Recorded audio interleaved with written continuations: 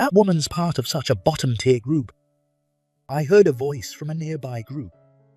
When I looked over, I made eye contact with 3 women who were staring at us. One of them immediately moved her mouth. "Running into you here ruins our party, doesn't it?" From her tone, she was the one who spoke earlier. It seems they were directing their words at us. As I observed them suspiciously, Margaret, who was sitting next to me, looked down uncomfortably. "Margaret, is something wrong?" When I asked her, she whispered softly, still looking down. "That woman used to be my senior at my previous job." "I see. So that woman was the one who tormented her. For Margaret's sake and the honor of our company, I can't let this go unnoticed." A feeling of anger welled up from deep inside me. My name is Richard Moore, and I'm a 42-year-old system engineer at a system development and aita company. My title is Chief, and I manage system development projects. In this industry, technological advancements are remarkable. The latest technology can become outdated in just a few years. The pace is that fast. So, if you don't constantly look ahead, you'll get left behind. To keep up, it's essential to adopt the latest technologies and secure talented personnel. While project management is my main job, I also focus on recruiting talent. I get information from contracted recruiter, and if there's someone promising, I actively go to meet them. This way, I've secured many excellent system engineers so far. There are many talented people who have not been given a chance to demonstrate their abilities. Those who became unhappy at work due to workplace relationships, or those who lost their jobs due to company bankruptcy or downsizing. It's my mission to shine a light on these individuals and give them opportunities. Margaret Davis, whom I hired a month ago, is a good example. At 30 years old, she has a quiet and modest personality, which prevented her from demonstrating her abilities at her previous job. However, after hiring her, I found she is very competent, and now she works with great enthusiasm. Despite being such a talented system engineer, she was considering leaving this job and switching to another profession. I convinced her through several interviews, but it was a close call, and I almost let a skilled technician slip away. In her case, the environment of her previous workplace greatly influenced her decision to leave. She faced unreasonable treatment and thought it would be better to quit being a system engineer than to endure such experiences. So her issues run deep. When a system I was in charge of at my previous job developed problems, it resulted in huge losses. She said immediately when I asked about her reason for leaving during the interview. However, after listening carefully, I found out that the problem wasn't her fault. She was blamed for her senior's mistake and forced to resign. At first, she was a friendly and good senior, but at some point, she suddenly became harsh. That senior was her mentor when she joined, a woman 4 years older. At Margaret's company, new hires are paired with a senior who guides them in professional manners and technical skills as system engineers. This mentor-mentee relationship often continues over the years, and Margaret always worked under that senior. Initially, they had a good relationship, but around the 3rd year, the senior's attitude suddenly became prickly. She started pushing non-related tasks onto Margaret and forced her into unreasonable overtime. Even when Margaret came up with good ideas, the senior would take credit, and if the senior made a mistake, Margaret would be blamed. It seems such unfair situations continued. Do you have any idea what might have caused it? One day, I asked her. I'm not sure. Maybe I pointed out one of my senior's mistakes, and that upset her. She spoke as if squeezing out the words. The tense atmosphere between them persisted, leading to a critical problem. It was a malfunction in a major credit card company's payment system. The system crashed because of a function her senior had created. It was clearly not Margaret's fault. Yet, her senior, with a high-handed attitude, blamed Margaret, making it seem like she was at fault. Margaret has a timid nature that prevents her from directly confronting such situations, The difference between her verbose senior and Margaret's hesitance became starkly apparent. Because of this incident, the credit card company incurred significant losses, and she was treated as if she was the cause. She wasn't fired, but she couldn't resist the toxic atmosphere her senior created. People whispered behind my back, brought contempt upon me. The office felt like a place where I wasn't welcome, and it was mentally draining. I felt so cornered that quitting seemed like the only option. There was a salesman at that company who Margaret admired, 5 years her senior. He was the CEO's nephew and was expected to have a bright future. Margaret and he were becoming quite close. He was such a wonderful person. We had meals together and went to the movies.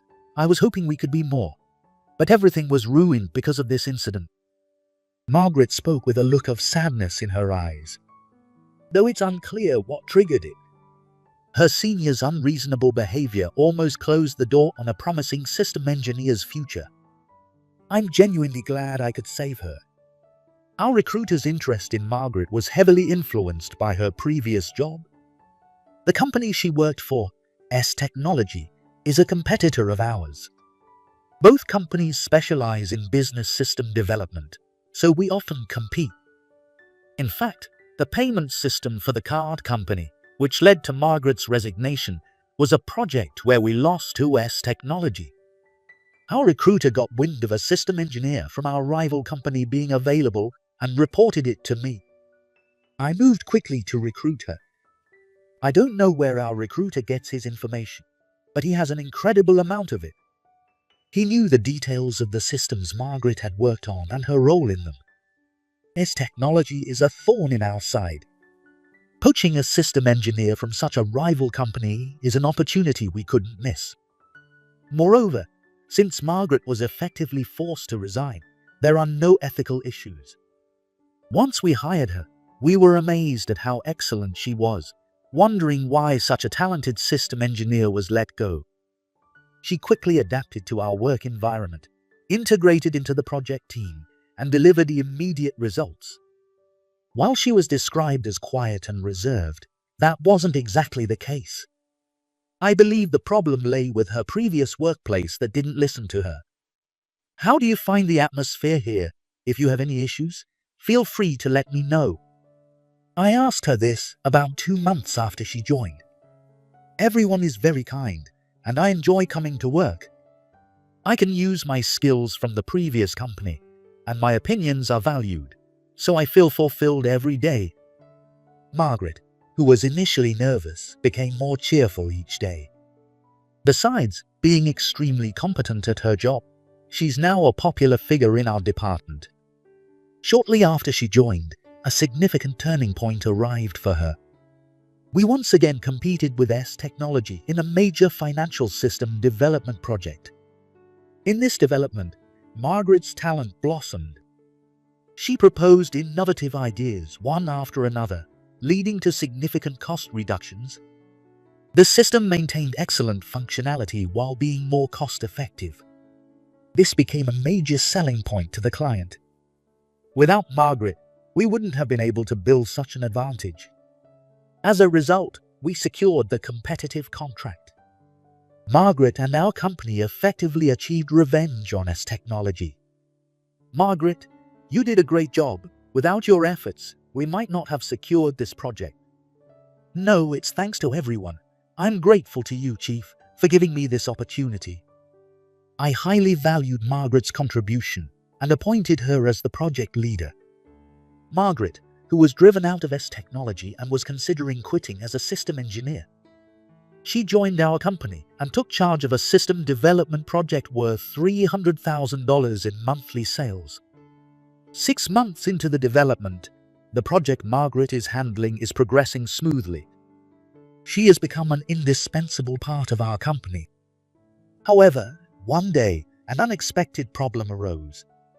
It was at the party, which also served as a welcome party for Margaret, a year after she joined us. At the beginning of April, when the cherry blossoms were in full bloom, we decided to have a party at a famous cherry blossom spot near our office. The young employees in our department reserved a spot from the morning, prepared food and drinks, and everyone gathered together. We were blessed with calm weather, perfect for a party. Margaret, I'm sorry it took so long to do this. I've been meaning to have a welcome party, but this past year has been hectic. At the start of the party, I apologized to Margaret. Margaret responded with a cheerful smile. It's totally fine. With this project, I finally feel like a part of this company, so now is perfect. If it was right after I joined, I would have been too nervous to enjoy it. The party continued in a lively and cheerful atmosphere. However, about an hour in, some members of a neighboring group kept glancing our way. I wondered if there was someone they knew among us. Then, I overheard words that seemed to be directed at us. Such a bottom-tier group that woman is in. I looked towards the voice and made eye contact with 3 women staring at us. Immediately, one of them spoke. Running into them here ruins our party. It was clear from her tone that she was the one who spoke earlier. The words were obviously directed at us. Who are they talking about, and what do they mean by bottom-tier group? As I wondered about the meaning of their words, I noticed Margaret, sitting next to me, looking down uneasily. Come to think of it, she had been quiet since the neighboring group showed up. I had a hunch that she might know someone in that group, so I decided to ask her. Margaret, is something wrong? She whispered softly without looking up. The group next to us, they are my former colleagues, and that person is my old senior. Hearing this, everything clicked into place. So, it was that woman who tormented her. She stole Margaret's credit, blamed her for mistakes, belittled her, and now even mocks our company. A feeling of anger welled up from deep inside me. The woman continued to speak loudly enough for us to hear. Who chose this spot? No taste at all. Being next to trashy people makes the beer taste bad. Vulgar words kept pouring from her mouth. For Margaret's sake, and for the sake of our company, I couldn't let this pass. It wasn't just me. My subordinates felt the same way, and a tense atmosphere began to develop. One of my subordinates was about to stand up defiantly. I stopped him with one hand and stood up, determined. Then I faced the group next to us. You seem to be talking to us. Do you have a problem? If you do, say it to our faces. I directed strong words at the 3 women. The woman in the center, who seemed to be Margaret's former senior, glared at me and said, We don't have any business with you. It's just that the woman who dropped out and left our company is over there. Is she even useful? I think she's pretty useless. She smirked and shifted her gaze to Margaret. Margaret froze like a deer in headlights. The woman's brazen attitude infuriated me. Thinking that this was the person who tormented Margaret only made me angrier. You call her a dropout, but isn't that a mistake? Or if you really believe that, then you're blind. But maybe it's not just you. Maybe your entire company failed to see her value. I countered with a mocking laugh. All eyes in the neighboring group were on me, and a murmur began. Still, it was only Margaret Senior who spoke clearly. It's hilarious that you think Margaret is competent. She was useless at our company. If you think hiring such a failure makes her excellent, there's something wrong with your company. As she said this, the people around her nodded in agreement. It was clear that Margaret Senior was the one leading this group. With her strong influence, no one dared to oppose her. Margaret must have felt the same way. Margaret wasn't naturally quiet or reserved. It was all due to her senior's influence. So, you all worked with Margaret, which means you're from S Technology. We're a system development, being in the same industry. You must know us, right? I said this, and I heard murmurs of, seriously, from the neighboring group. I confirmed their reaction and continued. Since this is a great opportunity, let me tell you how exceptional Margaret is. I explained how we won a competitive contract against S Technology thanks to Margaret's proposals. I also mentioned that Margaret is now the project leader and the development is progressing smoothly. If it weren't for Margaret, you might have won that contract. Do you understand now how excellent she is as a system engineer? If she were incompetent, then it means you were beaten by someone incompetent. In other words, you're even worse than incompetent. As I belittled them, Margaret Sr. angrily responded, "That was just a fluke." It must have been. Margaret occasionally had a good idea at our company too. It's just a case of even a blind squirrel finds a nut sometimes. Winning a competition with a random good idea isn't that easy. It seems she doesn't want to admit Margaret's competence. No, with other employees watching, she can't admit it. As her senior, she should know better than anyone how talented Margaret is. But she can't bear to lose to a junior. That misplaced pride must have twisted her character. So, she refused to acknowledge Margaret's talent and took credit for her work. By applying pressure, she ensured that Margaret would stay silent, maintaining a hierarchical relationship. Given their history, admitting Margaret's talent now is impossible. If she did, it would undermine her position. In other words, to maintain her self-worth, she needs Margaret to remain a poor system engineer. But I can't let that happen. To clear Margaret's name. Deep down, you know better than anyone how talented Margaret is, don't you? If you worked with her as her senior and didn't recognize her abilities, I think you're the one who should be considered a failure as a system engineer. When I spoke in a provocative manner, her face twitched. That's not true. Margaret made a huge mistake and had to leave our company. There's no way she's competent. She retorted vehemently. That's because you pinned your mistake on Margaret. She didn't make any mistakes. Everyone around knows that. If no one saw through it, then it's not just her. All of you are incompetent. I said firmly, and she quickly tried to refute it. But no words came to her and she was left speechless. Margaret, who had been looking down beside me, noticed this and looked up. I thought Margaret might say something to her senior. I hoped she would, as it would clear her past at the previous workplace. However, Margaret didn't say anything to her senior. Instead, she looked elsewhere. Following her gaze, I saw a man fidgeting nervously. I realized their eyes were meeting. Something was about to happen. The man finally spoke. "Margaret, is that why you left the company?" The man questioned Margaret. Margaret looked into his eyes and nodded slightly. "Did everyone know about this? You all knew and kept it hidden." As he looked around, everyone averted their eyes simultaneously. I remembered Margaret mentioning that she had a man she liked at her previous workplace. He was the CEO's nephew and a salesman. This must be him. So, he didn't know the full details of why Margaret resigned. The man continued. "Lisa, what is going on? You told me that Margaret was the cause of the system failure and that I should stay away from her. You said that supporting Margaret would hurt my chances for promotion, so I should cut ties with her." The man, calling Margaret Senior Lisa by her first name, questioned her harshly. Lisa's eyes darted nervously, clearly unsettled by the revelation. "David, wait. It's true that Margaret caused the system failure and brought damage to the company. Isn't that right, everyone?" Lisa sought agreement from the group, but most people kept their heads down, avoiding eye contact. It was clear that Lisa was beginning to be isolated.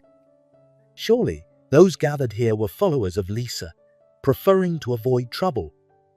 That's why they acted as she instructed. They knew Margaret was a competent system engineer, and that Lisa was in the wrong, but were too weak to oppose her. While Lisa was clearly at fault, these people were no better. I placed a hand on Margaret's shoulder and spoke to her. "Margaret, it's time for you to tell the truth. You are an indispensable member of our team. We stand by you, so you should muster the courage to clear your name." I saw the confusion in Margaret's eyes clear away. She nodded firmly and directed a sharp gaze at Lisa. Lisa, overwhelmed by Margaret's unwavering stare, showed signs of fear. The cause of the system failure was a bug in the module Lisa was responsible for, Margaret declared firmly. She then explained the cause of the system failure clearly and thoroughly. Margaret had noticed Lisa's mistake during the design phase. She found that a rare condition could cause a failure and had advised Lisa to strengthen the check function. However, Lisa insisted that such a scenario would never occur and ignored Margaret's warning. The malfunction only occurred under rare conditions, so the system operated without issues for a while after going live. However, when an operator performed an unusual operation, the bug emerged. It caused a major system crash, leading to significant losses for the client. Margaret knew right away that the issue was with Lisa's module. But before Margaret could point out the problem, Lisa spoke up. She claimed the issue was with the functionality Margaret was responsible for. Lisa fabricated evidence behind Margaret's back to assert her innocence. This created an atmosphere where everyone believed Margaret was at fault. Anyone familiar with Margaret's competence would have questioned this. However, the atmosphere Lisa created was so strong that no one stood up to prove Margaret's innocence. If her colleagues wouldn't help, Margaret should have proven her innocence herself. But having been suppressed by Lisa since she joined, she couldn't do it. Knowing this, Lisa pinned the blame on Margaret. It was my fault. If I had been stronger, I could have fixed Lisa's bug, and the system failure wouldn't have happened. Margaret acknowledged her weakness, trying to convince herself that it was the cause. But that's not true. You can't leave evil unpunished. Wait a minute, Margaret. What are you talking about? You're the one making things up. You've become a liar since you changed jobs. Blaming me is the lowest. Lisa rattled off her accusations, but the reaction was muted, and the tide had completely turned. A cold atmosphere surrounded Lisa, and the gazes directed at her were filled with disdain. On the other hand, apologetic looks were beginning to be directed at Margaret. They finally realized they had abandoned a talented system engineer. Lisa's standing at work would now weaken. No, it might have already collapsed completely. Her pressure was neutralized, and she would find herself with no place. Enough! You're the liar here. Look at your colleagues. Not a single one is standing by you. I yelled at Lisa. She quailed under the pressure, looking around frantically. Realizing the coldness in the gazes directed at her, she slumped. Then, someone else decided to pile on. It was David, the man Margaret had feelings for. I had no idea it had come to this, Lisa. Have you been deceiving me all along? David shouted angrily.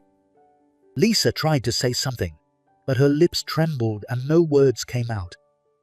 You said it was for my sake and dragged Margaret down, but it was all lies. You're a horrible woman. David's face turned red with rage. However, his expression also seemed to show some regret. Margaret, I'm sorry, I was a fool. David suddenly softened his tone. I was a fool for believing everything Lisa said. I knew you had feelings for me, but I couldn't trust you, and I'm truly sorry. David apologized to Margaret. Margaret stared at him in shock. Then Lisa interrupted.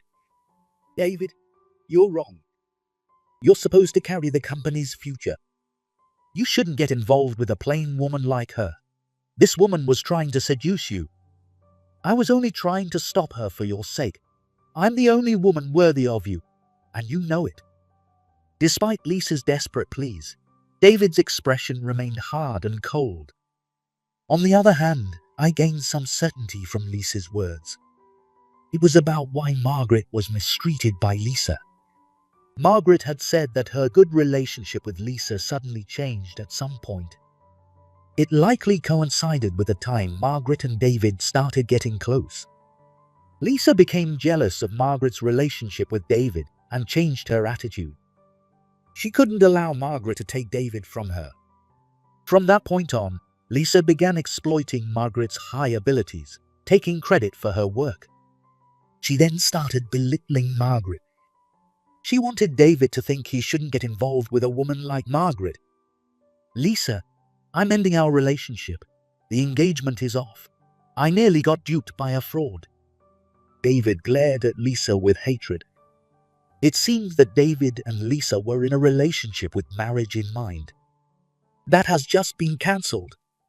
With this, Lisa lost not only her facade at work, but also her fiancé. Stunned by the sudden news, Lisa froze for a moment and then, unable to bear it, stood up and disappeared into the crowd of people.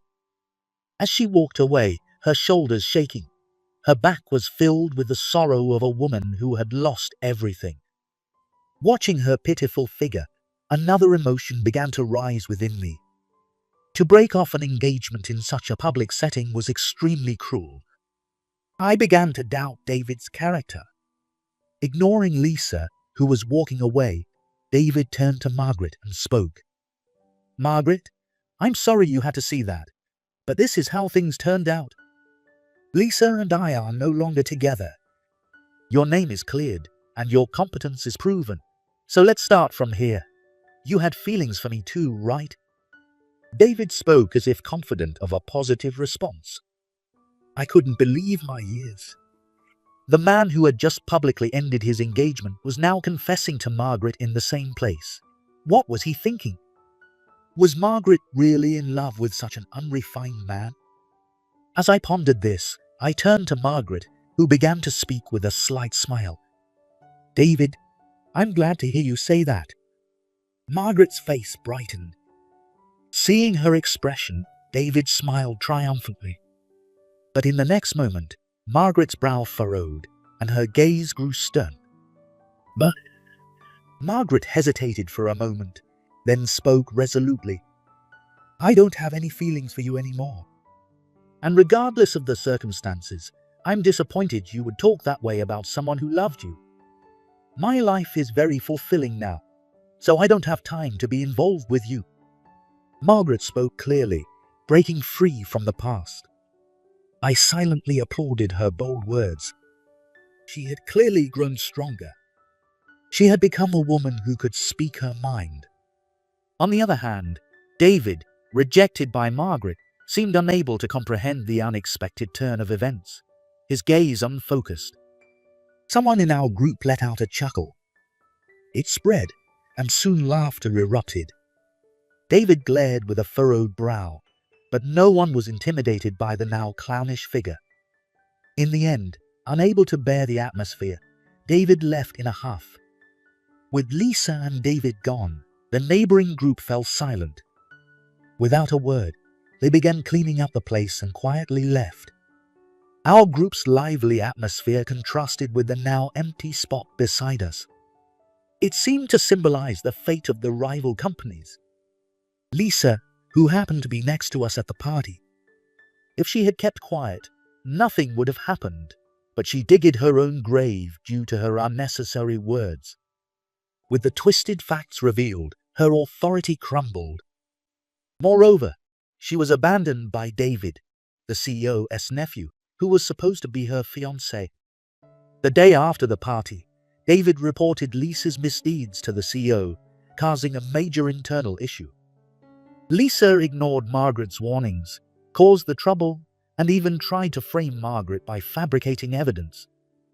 Seeing this as a serious matter, as technology decided to dismiss her, Lisa literally lost everything. It's a fitting punishment for ruining the life of a talented system engineer, but her path would become even more difficult from here. Meanwhile, Margaret's life, which was disrupted by Lisa, took a turn for the better.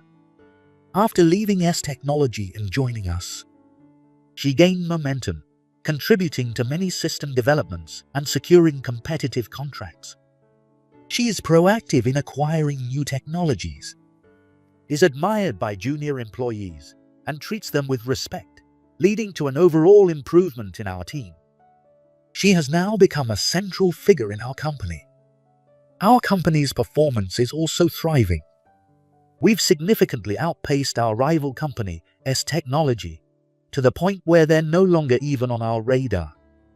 As for me, Hiring Margaret has boosted my reputation tremendously. Now, I've moved away from system development and I'm focusing on the talent acquisition department. I find hidden talent and give them opportunities. I'm finding great fulfillment in this work.